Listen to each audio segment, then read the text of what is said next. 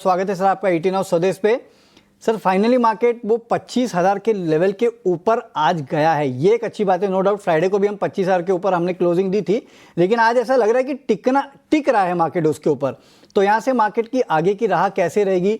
Nifty bank Nifty दोनों पे अपनी राय बताइए सर।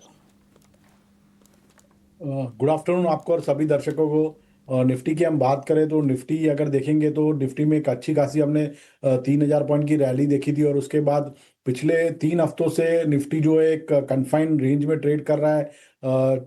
24,500 का नीचे में अच्छा खासा सपोर्ट बना के रखा है, और ऊपर में 25,100 का एक रेजिस्टेंस है। आज के सत्र में भी देखेंगे तो निफ्टी थोड़ा सा स्ट्रेंथ दिखा रहा है, बट वही रेजिस्टेंस के करीबन ट्रेड कर रहा है। तो अगर आज ये क्लोजिंग 25,100 के ऊपर आता है तो मुझे लग रहा है निफ्टी में जो ये रैली है वो कंटिन्यू रहेगी, और यहाँ से 25,500 तक के भी लेवल हम निफ्टी में देख सकते हैं।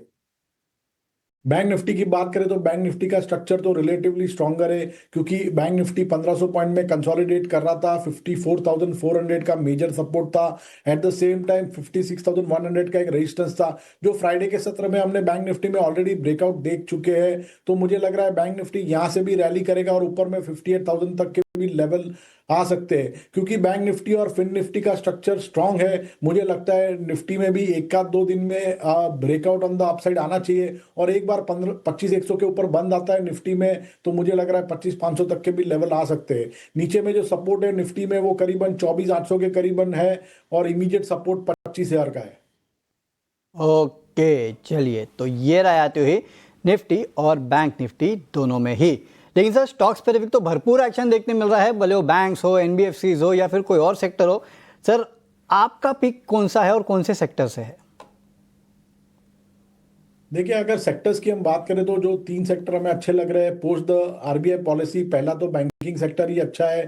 फाइनेंशियल निफ्टी भी काफी स्ट्रांग है, तो वहां पे भी एक मुझे लग रहा है 3 से 5% की रैली आ सकती है। और क्योंकि हमने एक अच्छी खासी रेट कट देखी है जो that will be supportive to the real estate sector plus auto sector, तो ये 4 सेक्टर हमें काफी पसंद है।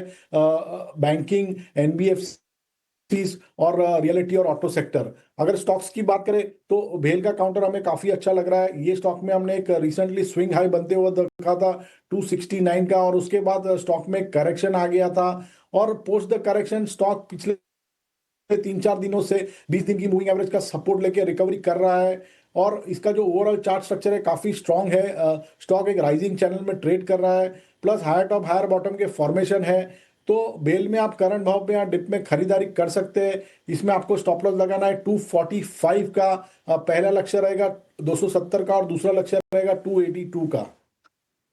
और दूसरा जो स्टॉक है वो है टाटा टेक्नोलॉजी लिमिटेड। ये स्टॉक ने भी एक काफी स्ट्रेंथ दिखाई है। ये स्टॉक ने एक बेस बनाया करीबन 600 के करीबन बेस बनाने के बाद स्टॉक ने काफी अच्छी स्ट्रेंथ दिखाई थी, और एक ब्रेकआउट हमने देखा था in the month of May, जब ये स्टॉक ने इसका जो प्रीवियस हाई था 735 के करीबन वो सरपास किया था। ब्रेकआउट आने के बाद हमने एक अच्छी खासी रैली देखी थी स्टॉक में। पिछले काफी दिनों से स्टॉक थोड़ा साइडवेज कंसोलिडेट कर रहा है, और आज के सत्र में स्टॉक ने फिर से एक बार स्ट्रेंथ दिखाई है। तो ये जो स्टॉक है टाटा टेक्नोलॉजी का, आपको करंट भाव में डिप में खरीदारी करनी है। इसमें आपको एक पोजिशनल स्टॉप लॉस रखना पड़ेगा 730 का। इसका पहला लक्ष्य रहेगा 820 का, और दूसरा लक्ष्य रहेगा 855 का। ओके चलिए, तो दो स्टॉक से जहाँ पे खरीदारी की सलाह है, एक तो है टाटा टेक्नोलॉजीज 820 855 के लेवल के लिए आप खरीदारी कर सकते हैं। 730 का रखना है एक स्टिक स्टॉप लॉस। और याद रखिएगा स्टॉक वैसे तो आईपीओ प्राइस से आधा हो चुका है, लेकिन अब एक रिवर्सल जो है वो स्टॉक में देखने मिल रहा है। और दूसरा है BHEL यानी कि भेल में खरीदारी करके चलना है 270 282 के आसपास के लेवल के लिए, और 257 का आप रखेगा एक स्ट्रिक्ट स्टॉप लॉस, यानी कि करंट मार्केट प्राइस जो है वहीं स्टॉप लॉस रखना है। सर ये स्टॉप लॉस थोड़ा और नीचे रखेंगे आप, क्योंकि 257 मेरे ख्याल से इस रेट के आसपास तो स्टॉक आ चुका है BHEL का ऑलरेडी। मैंने करंट भाव पे खरीदारी की राय दी थी 257 ही करंट भाव है। स्टॉप लॉस इसका 245 दिया हुआ है, आई थिंक सो गलती से इसमें 257 लिख दिया है। तो करंट भाव पे खरीदारी करिए, जो 257 का लेवल है। स्टॉप लॉस इसमें आपको लगाना है 245 का, पहला लक्ष्य रहेगा 270 का, और दूसरा लक्ष्य रहेगा 282 का। तो डायरेक्टर साहब इसको दुरुस्त कीजिएगा, 245 का स्टॉप लॉस। ओके, यहाँ करेक्शन होके आ भी चुका है, हमारे डायरेक्टर साहब काफ़ी क्विक है। 270 282 के टारगेट के लिए आप यहाँ पे खरीदारी कीजिएगा, 245 का रखना है आपको स्टॉप लॉस।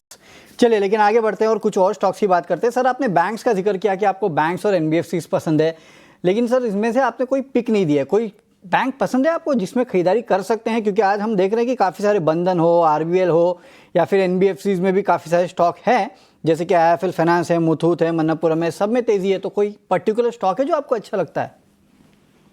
देखिए, मुझे कोटक बैंक का काउंटर काफी अच्छा लग रहा है। ये स्टॉक ने एक फ्राइडे के सत्र में एक रिवर्सल पैटर्न फॉर्म किया था। कैंडलस्टिक पैटर्न जो फॉर्म हुआ है, bullish engulfing candlestick pattern form हुआ है और एक गैप अप ओपनिंग भी आज हुआ है। स्टॉक थोड़ा सा चल चुका है, लेकिन इसमें पोजिशनली अगर देखेंगे तो काफी अच्छा चार्ट स्ट्रक्चर है। तो फ्राइडे का जो लो है उसके नीचे अगर आप स्टॉप लॉस लगाते हैं, 2033 का लो है, उसके करीबन स्टॉप लॉस लगा के अगर आप पोजिशनली ट्रेड लेना चाहते हैं तो ले सकते हैं। इसमें मुझे लग रहा है आने वाले एक महीने में 2300 तक की भी हम लेवल देख सकते हैं। तो करीबन 8% अपसाइड पॉसिबल है from the current market price, और स्टॉप लॉस आपको लगाना है 2033 के नीचे। This is a positional call. चलिए, तो कोटक महिंद्रा बैंक, यहाँ पे आप पोजिशनल कॉल ले सकते हैं। ये एक स्टॉक है जो कि काफ़ी पसंद आ रहा है। मुझे याद है ये 1800-1900 के आसपास ट्रेड करता था, वहाँ से क्विकली ये स्टॉक जो है वो 2000-2100 के ऊपर निकल चुका है और 2140 के आसपास फिलहाल ट्रेड कर रहा है। 3-3.25% की तेज़ी जो है वो आज के ट्रेडिंग सेशन में भी देखने मिल रही है। लेकिन चलिए, बैंक से अब फोकस करते हैं इंश्योरेंस सेक्टर पे, और इंश्योरेंस में भी खासकर थर्ड पार्टी मोटर इंश्योरेंस, क्योंकि थर्ड पार्टी मोटर प्रीमियम जो है उसमें जल्द ही बढ़ोतरी देखने को मिल सकती है। पूरी एक्सक्लूसिव जानकारी लेते हैं हमारे सहयोगी अनुराग शाह से। अनुराग, बताइए क्या है पूरी खबर?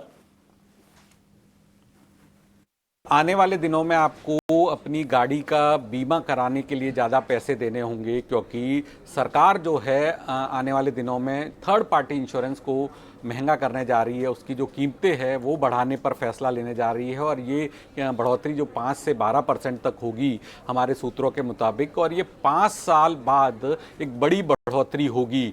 2023 में सरकार के द्वारा आखिरी रिवीजन किया गया था, लेकिन उसमें 2 व्हीलर और 4 व्हीलर की जो प्रीमियम है उसमें छेड़छाड़ नहीं की गई थी, बड़ी बढ़ोतरी नहीं की गई थी।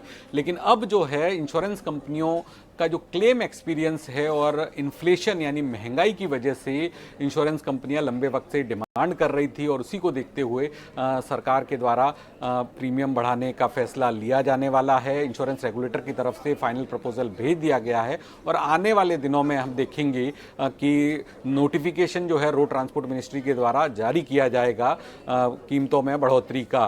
तो अगर हम पूरे सेक्टर की बात करें तो 19% हिस्सा है मोटर थर्ड पार्टी इंश्योरेंस का, और मोटर थर्ड पार्टी इंश्योरेंस जरूरी इंश्योरेंस होता है। जो भी गाड़ी सड़क पे चल रही है, तो मोटर व्हीकल एक्ट के मुताबिक हर गाड़ी भारत की जो सड़क पे चल रही है उसके लिए थर्ड पार्टी इंश्योरेंस होना जरूरी है, और देश में 30 करोड़ से ज़्यादा जो वाहन हैं उन सभी के लिए थर्ड पार्टी इंश्योरेंस होना जरूरी है। तो आने वाले दिनों में जो नई गाड़ी खरीदने वाले हैं उनको ज़्यादा पैसे देने होंगे, और जिनका गाड़ी का रिन्यूअल भी है उन्हें भी अपने इंश्योरेंस के लिए ज़्यादा पैसे देने होंगे। तो चलिए, बहुत बहुत शुक्रिया अनुराग, ये पूरा अपडेट हम तक पहुंचाने के लिए। तो थर्ड पार्टी इंश्योरेंस जो है उसमें आपको बढ़ोतरी देखने मिल सकती है। ये है अनुराग की पूरी स्टोरी। लेकिन चलिए, एक राय भी ले लेते हैं कि ये इंश्योरेंस कंपनियां जो है वो कैसे लग रही है। शाह साहब, इंश्योरेंस कंपनियां खासकर ICICI Lombard, New India Assurance, इन पे क्या राय है आपकी? देखिए, आईसीआईसीआई लोम्बार्ड की बात करें तो ये स्टॉक ने फ्राइडे के सत्र में एक ब्रेकआउट दिया था 1910 के ऊपर, और उसके बाद हमने स्टॉक में एक अच्छी खासी रैली देखी थी। मुझे लग रहा है ये जो ब्रेकआउट हुआ है काफी स्ट्रांग ब्रेकआउट हुआ है, वॉल्यूम के साथ हुआ है। तो अगर यहाँ से कोई डिप मिलती है 1-2% की, तो इसमें खरीदारी करनी चाहिए 1900 के स्टॉप लॉस के नीचे रख के। ऊपर में मुझे लग रहा है आने वाले दिनों में किसी का पोजिशनल व्यू रहेगा तो 2150 से लेके 2200 तक के भी लेवल हम देख सकते हैं। चलिए, ठीक है, तो ये राय आती हुई आईसीआईसीआई लोम्बार्ड या फिर बाकी इंश्योरेंस कंपनियों पे। चलिए, इसे नोट पे एक